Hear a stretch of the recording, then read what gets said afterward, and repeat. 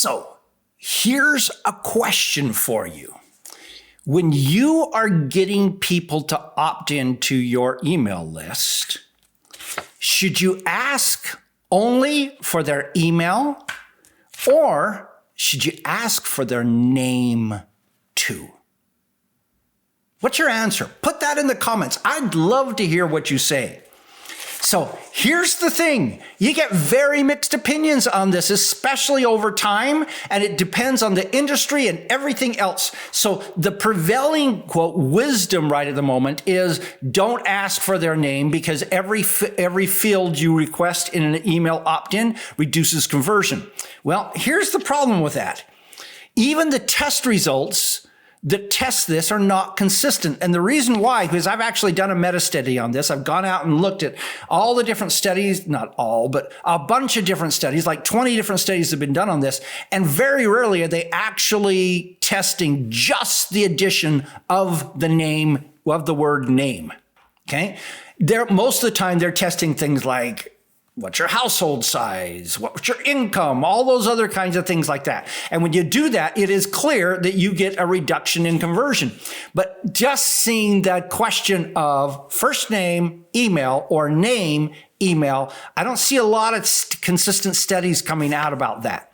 So what I've done is I do what I exactly recommend you do. And that is, I don't rely on everybody else's tests. I go test it myself. And my tests have given me the data to be able to make a very specific recommendation to you. And that is this. I recommend when you get someone to opt in, put name and email. And this is very clear. So both name and email, and notice it says name, not first name. We'll talk more about that in just a moment. Okay, why do I recommend this? First thing, this allows me to be able to personalize information that comes out to them. I'm able to call them by name in an email or something like that. Next, it creates a micro commitment. They've taken one step further to engaging with you, which oftentimes results in additional sales. But here's the one that is really interesting to me. And that is, I have found that there is a higher long-term engagement rate with my emails. And in other words, they're more likely to continue to engage with my emails, open them, click them, those kinds of things for a longer period of time because they gave me their name in the first place. Now, most people wouldn't even recognize that they were doing that. Let me tell you how I discovered this. I was doing a project. I was cleaning my list. I had not cleaned my list. This is about a year ago. I had not cleaned my list for quite a while. And so I had a bunch of names on there that should have been taken off months and months before. But here's the interesting thing. Over the years, I've waffled back and forth between, do I just ask for their name, or do I ask for their name, for their email, or do I ask for their name and email? And I had a bunch of different times where I had run both of those options. And so what I did is I looked at the names that I was calling because they had because they had stopped being responsive, stopped opening, stopped clicking on my emails. And I realized, and I found a piece of fascinating data, which was this. If someone gave me only their email address, they were 30% more likely to be culled from my email list in this list purge than if they give me their name and their email. Or to reverse that, if someone gives me both their name and their email address, they're 30% more likely to be opening and reading my emails into the future. And some of these cases were people that had literally come on my list 10 years ago. And so I had that data back many, many years. Isn't that interesting? And one of the things that I've noticed is when I go out and I do this meta study, what I find is everybody just looks at conversion right now. But conversion right now, in other words, do they actually opt into my email? Has nothing to do with things like sales and how long they stay on your list. And so I have this unique piece of data that I doubt most other people they're certainly not sharing it, that tells me that it is advantageous to get both their name and their email. And the other thing I did is I went back and I looked at all my tests, and I get almost exactly the same conversion rate between name and email or just email. And so it doesn't actually cut my conversion rate. It just helps over the long term them to stay more engaged with me. To me, that's a pretty clear answer.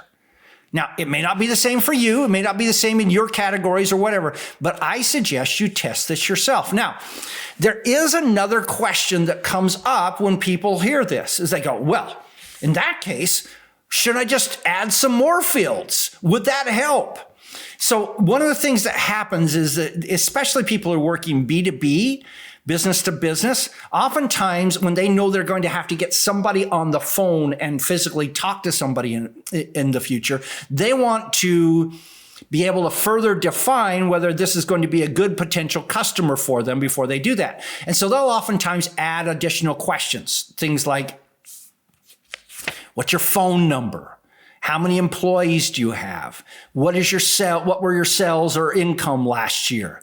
I've seen, how many kids do you have? I've seen, do you have degrees? I've seen, what kind of practice are you? What's your business type? What's your function within your business? What's your title? All those kinds of things go into this. Here's the problem. Number one, most people have never actually done the research to determine whether any of those additional fields actually make a difference in their sales. They'll have a little anecdotal information from their sales department saying, oh yeah, people with higher income, they buy better all the time. Well, yeah, that's sort of logical. Is it actually factual? And is it factual tied to the data that people give you in those forms? Because here's the thing, when you look at these three things, if you want to look at what's going to cut your conversion, phone number, probably not much. Number of employees. If they're running a small business and they're embarrassed at the small business, or they feel like you won't pay attention to them because they only have 2 employees, they're likely to either not convert or lie. But this bottom one right here, what were your sales and income? I will tell you, that is very likely to actually cut your conversion rate by about 50%. And the people who answer it are probably going to lie. So what you're going to end up with is you're going to end up with a bunch of data, junk data, that will probably overstate both the number of employees as well as their income.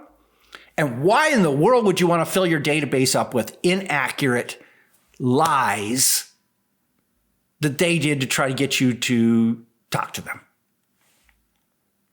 Okay, so if you're ever going to test this, don't just ask your sales department, hey, what happens with income rates versus sales? Actually go to the data and see what data they reported, and did that influence your sales or not?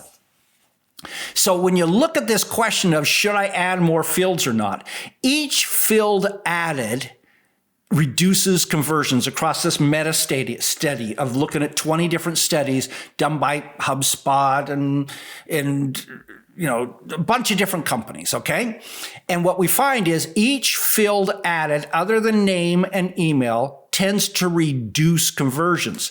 Here's the interesting thing, by between 8 and 50%.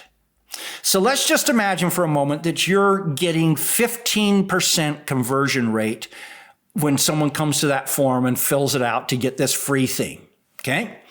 And let's just imagine that you're paying for ads to drive people to that form. All right.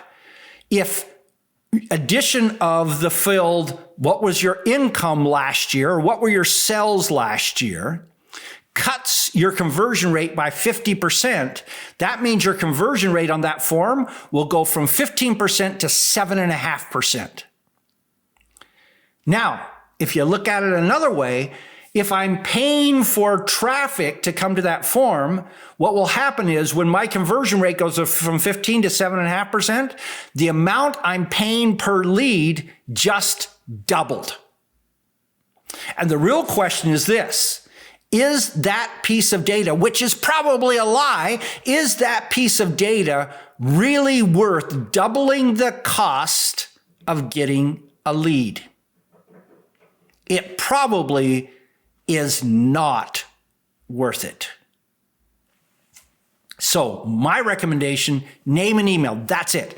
And by the way, let's just talk here for a moment about the concept of name and email. So if you are doing, I'm skipping forward in my cards here.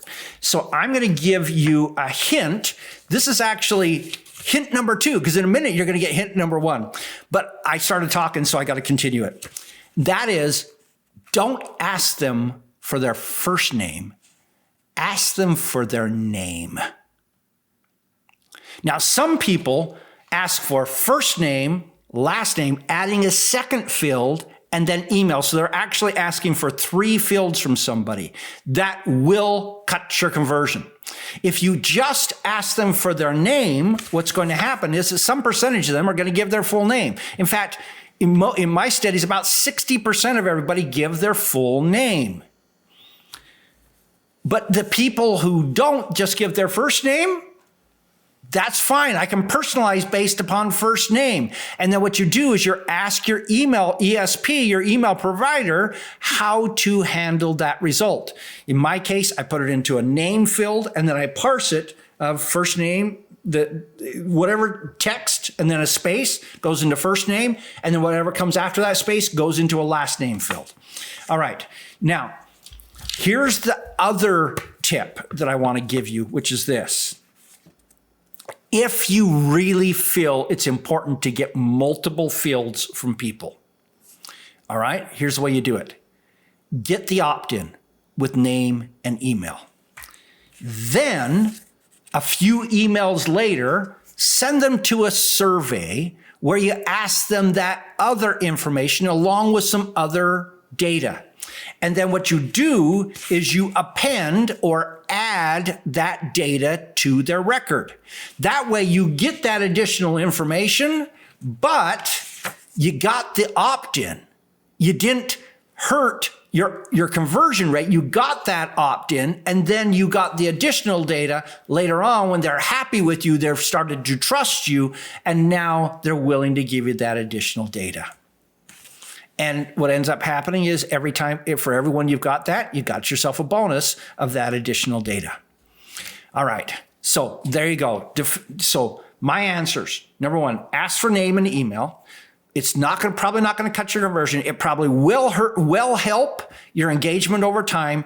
And don't add additional fields. If you really have a business need to do that, ask them in a separate survey and add that data to their information. And by all means, don't put first name, last name, and email.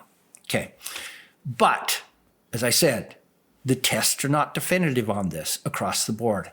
And so my encouragement to you is to test all this yourself and see what happens for you in your business with your particular leads and customers, because it may be different than mine. What's your thoughts on this? What do you traditionally do? Put that in the comments. This is Don Crowther saying, just go do this stuff.